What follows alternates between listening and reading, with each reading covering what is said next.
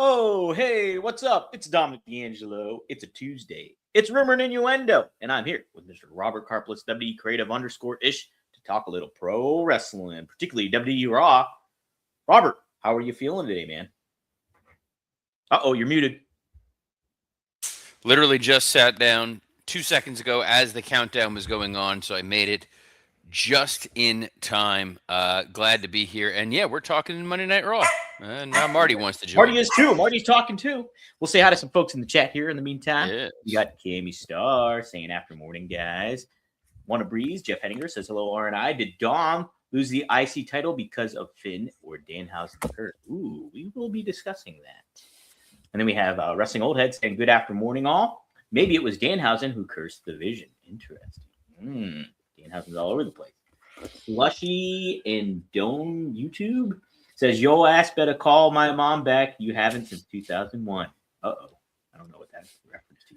Slushy landed. This is what happens when I let Dom read comments. He doesn't scan. I'm like Ron Burgundy with the teleprompter. You literally are. You just read anything in front of you. Dre Owen says, hello, R&I. Triple Threat at Mania, Mr. Iguana, Danhausen, and Dom Mysterio. Look, there's only one Dom that belongs in a match that terrible, and it's Dominic D'Angelo. Yes, that's correct. Thank you, Robert. What a compliment. Yes. All right. Well, Robert, yes, we did have Monday Night Raw. It did take place after Elimination Chamber. Did stuff come to fruition for you that you thought was beneficial, or what do you think overall of this episode? So what's so weird about Raw? So I watched Raw today. Actually, I watched it this morning. Last night I was at a post BRCW dinner event with some of the fine luminaries of Boca Raton Championship Wrestling. Got to spend some good quality time with Mr. Matt Riddle, which is always a treat. But so I literally watched it this morning. Gun to my head, do not remember 80% of Raw. So I'm pulling up my notes right now, which, by the way, not a great sign. I think the big thing for me in this episode was we talked about yesterday three key factors. One was the notion of whether or not Seth Rollins was actually going to be cleared based on the nomenclatures that they used. The second was, are they going to get out of their own way in this CM Punk Roman Reigns feud? And the third is, how many times will they push the panic button? And it seemed like the panic button was getting a workout last night, Dom. Did, and it seemed like the panic button wasn't really working either at the same time. Like, just thought some things got set up all right, but other things are just still confusing. And some of this stuff, a lot of like we're trying here very, very hard, and it's kind of like, are you a Marvel Cinematic Universe guy? To an extent, yeah, a little bit. So there's a scene in Endgame. Not giving a spoiler away from a 7-year-old movie. There's a scene in Endgame where they travel back to other scenes from other movies, and they're trying to make it seem like it was cohesive. Mm-hmm. And that was what this Vision promo at the beginning was.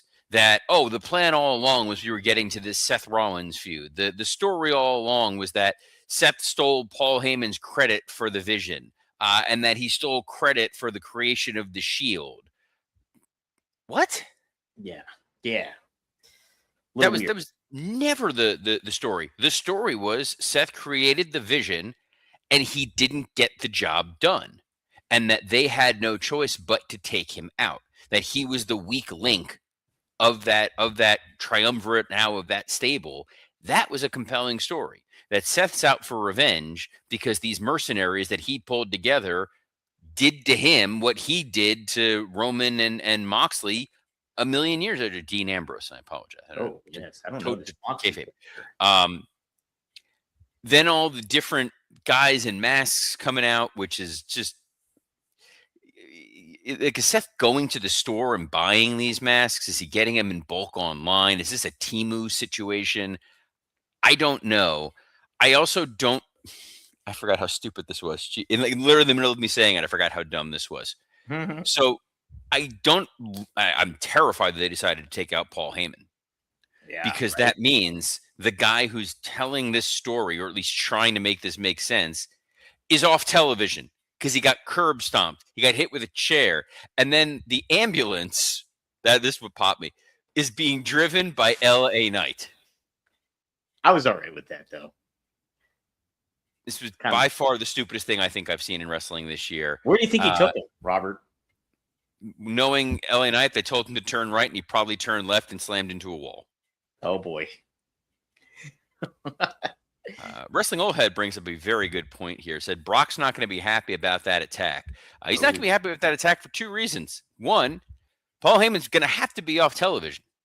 Mm-hmm. At least because he took the devastating curb stomp that used to, murder people, and he got hit with a chair. If he's back next week and he's fine, we're in like AEW territory of I hit you with a cinder block, but you'll be fine. And that means that Brock has to be the one to do the open challenge stuff versus going after the people who genuinely attacked him, who was driving that ambulance, Dom? That's right. Mm-hmm. Well, you know what? Could we see Brock Lesnar and Seth Rollins? Is that what we're going to get? What do you think we're getting? Brock Lesnar and Seth Rollins? No. The rumor had always been that we were going to get LA Knight and Brock Lesnar. And the fact that LA Knight was driving the ambulance, maybe that's what we're going to get. I don't know, though. I would... You're by the way, you're back to being blurry and laggy. I don't know what's going on over there. Can you guys see me all right? Can you see me all right? Let me know. On my side, he looks very blurry, very laggy. Yeah, I look fine. Maybe Danhausen has cursed our feed. Domhausen cursed me. Dang it. No. I would be more. I think I would, if anything, it would be Seth versus Brock if he's healthy. But I don't know. Maybe Seth versus Brock doesn't make any sense. But has anything made sense though at this point? Right, but the fact that you're going to do Logan and Austin Theory versus Seth and Devin Dowling suggests what I have been saying, which is Bad Bunny would be the most interesting person. Yeah, but in theory, but are you going to heat him up? Can you get him? Like, that's the question. Yes, they absolutely can get him, and they can make it work. Gunther beat Dragon Lee. Yes. Did that work for you, Dom? Yeah, I think it did. I think the aspect of like him ripping the mask off makes him more of a terrible person. And, the crowd was really into it too. So I think that helped a lot. And, so it's fine, but it's like he still shouldn't be where he's at right now. He should be on a higher level on the card. By the way, for what it's worth, I'm checking the feed. You're blurry and laggy, like all get out. So I don't get it. Let me exit and enter back. I'll be right back. Best part of the show. Dom vanishing for a few moments. The whole point of the Gunther Dragon Lee segment felt like you were setting up Gunther versus Rey Mysterio. Otherwise, the fact that the only person who's defending the honor of AJ Styles, and by default defending the honor of the guy defending the honor of John Cena, was Dragon Lee, feels like a weird misstep. Gunther beating Dragon Lee pretty definitively, even with the Dragon Lee interference to attack Gunther to at least try to make it an even match. Gunther just beat him. It wasn't like there was something so egregious and terrible after where somebody needs to go in there and stop Gunther. The guy who is a former world champion who absolutely should beat Dragon Lee went out there and beat Dragon Lee. So the narrative tension in that story is totally gone. As is the blur that Dom was dealing with before. He's back. AJ Lee comes out for a promo for some reason. And just is a lot of like, hey, Becky, I beat you. There's people who want a shot at me. She used the word snatch a lot. And we're going to get a match, I guess, at Mania. A challenge. With accepting women. All challengers. Yes. Challengers. Yeah, what do you... Is that all right? I mean, I don't know. I'd much want more of a story than just, hey, we're taking challengers and there's a line waiting out Adam Pearce's door, basically. But that's kind of what we got. Full transparency. This is what's insane. On the Netflix gimmick, I go back to go watch Raw. Uh-huh.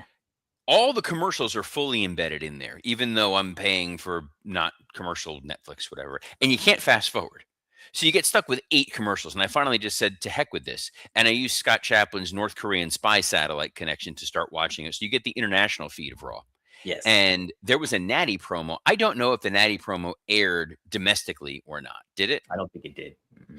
I used the Scott Chaplin method too. So she delivered a fantastic promo. that was basically pointing out for years I was a badass pretending to be a bimbo.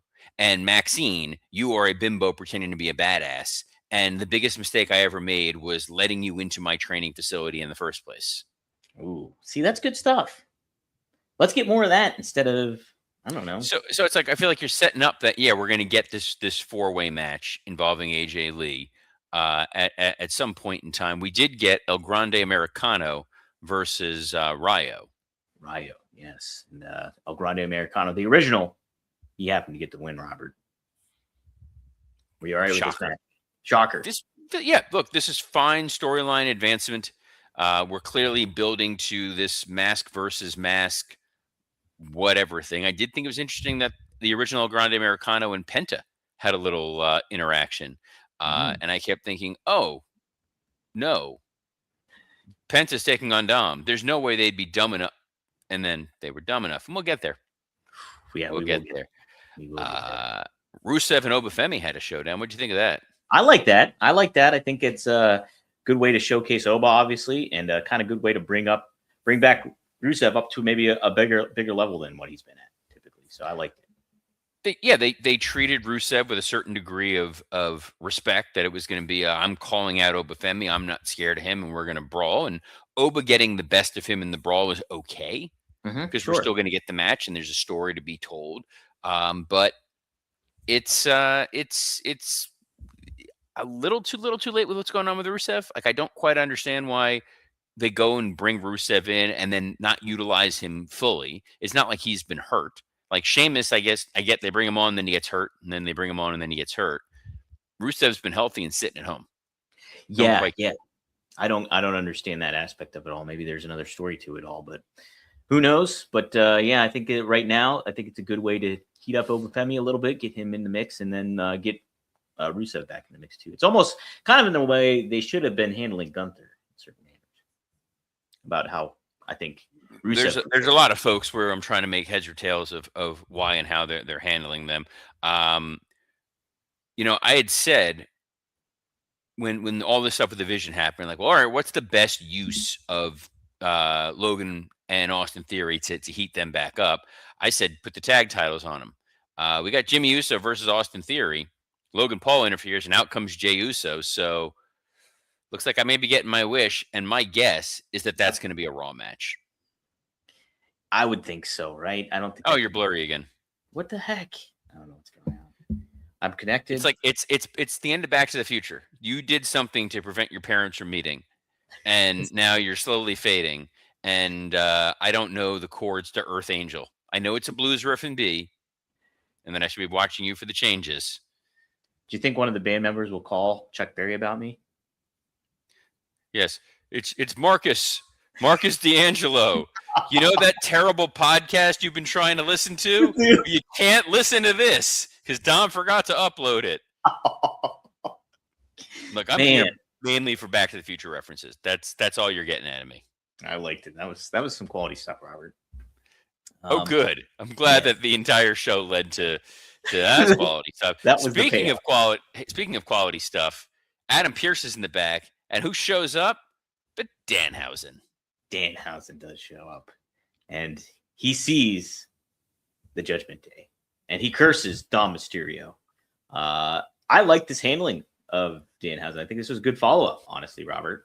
This is what we said. If you're going to use the guy, small doses and introduce him in strategic manners. The way they brought him out of the Elimination Chamber was god-awful. This, a quick little, he's annoying to Adam Pearce, and then he is a thorn in the side of Judgment Day. Totally works for me. Penta and Dom, the finish was that Finn Balor would not let JD interfere with a hammer to help Dominic Mysterio. So we're getting the Finn Balor Dom feud in the most bass-ackwards way possible. And it's unfortunate, I think it's not for the Intercontinental Championship. That's what I meant by that, Dom. Yeah. That the idea would be that they don't listen to Finn, they're listening to Dom. They excommunicate Finn for failing where Dom wins, and then this unlocks the demon. And then we get a great demon Finn Balor versus Dominic Mysterio match. Instead, it kind of feels like we're going to get some kind of cockamamie. This might be the ladder match, and we'll get Penta versus El Grande Americano versus El Grande Americano versus Finn versus Dom versus no. Snitsky. I don't know. Snitsky comes. Wow. Yeah, that would get that. That's a panic button right there. Is getting Snitsky out there. Penta winning the title was a panic button. They did not seem to have faith in doing a Finn Balor Dominic Mysterio one-on-one match. I don't understand that. Like, I think that's great. I think that's WrestleMania worthy for sure. Right, but I think that they just needed a way to kind of push a bunch of guys onto the show. Then we got the main event, and that is not at all why I'm yawning, but slightly related to probably why I'm yawning. Okay. CM Punk talks about how he's tired because he's got the bags under his eyes because he has to carry the show in this stupid story. These are two creative minds. These are two smart men. The main event storyline of WrestleMania, in case you're wondering, is Roman Reigns has limited dates, so he will not show up every week. So CM Punk has to single-handedly carry this feud, and that is why he is tired. While Roman will point out that CM Punk publicly talks about how much he loves being back in the company, but privately hates everybody, hates working here, hates working house shows, and is lying to fans. And on top of it, too, he's specified for the 30 to 40-year-old virgins that live with their parents. Yes. You're here for merch, and the only reason you're champion is because they had to go with a creative audible, not because you won the title. Also, you didn't want me in the Shield because you tried to use your creative power. And Punk's like, yeah, I'm going to bury you. Like your father. Dom, I hate this. Like, I'm also scared of all this Rhea Jade stuff. Yeah. That's another can of worms right there. But I mean, with Punk and Roman, I was all right if they set it up a little bit inside baseball-y, but they needed to venture away from it to a good extent, and they didn't do that. They just dived more into it, and it does not. While the exchange between these two, I love listening to both. Like, Punk is great on the mic, so is Roman, but like the content that they're talking about is not palpable for what you're trying to promote for WrestleMania. It's too behind the curtain. It's too inside baseball for your main event story, where it should be Punk is the champion, Roman's the guy who wants to regain his title, and we're done. Yeah, that's it. That's all you really need. Tony Gong mentions this too. I'm checked out of this feud. Can you imagine Stone Cold and The Rock feuding over tweets? What are we doing here? By the way, I can if it was storyline related tweets, not real life tweet. Like if it was Rock saying like, hey, remember when you walked out on the company because you didn't like the creative? Well, you're not going to like the creative in the match that I just pitched. Yeah. Well, I don't get it. I couldn't even imagine Austin, Stone Cold, Steve Austin, checking Twitter. He's not doing that. Like, I don't think that would happen. Again, you're Steve Austin and you're Hank Hill are the same. Damn it, Bobby. But Bobby. Well, damn it, we're gonna wrap this sucker early because Dom's back to blurry lag town. So we'll get this fixed tomorrow, I promise. But we'll be back tomorrow as we are every Monday through Friday at noon Eastern on a plethora of platforms, including WW Creative _ISH X account, the at Dominic D'Angelo X account, the at SE Scoops X account, and on the YouTube, on Podcast Heat and Studio One Sports. So on behalf of the blurriest man in wrestling, Dominic Bigfoot D'Angelo, I'm Robert Karpelis. Best of luck in your future endeavors.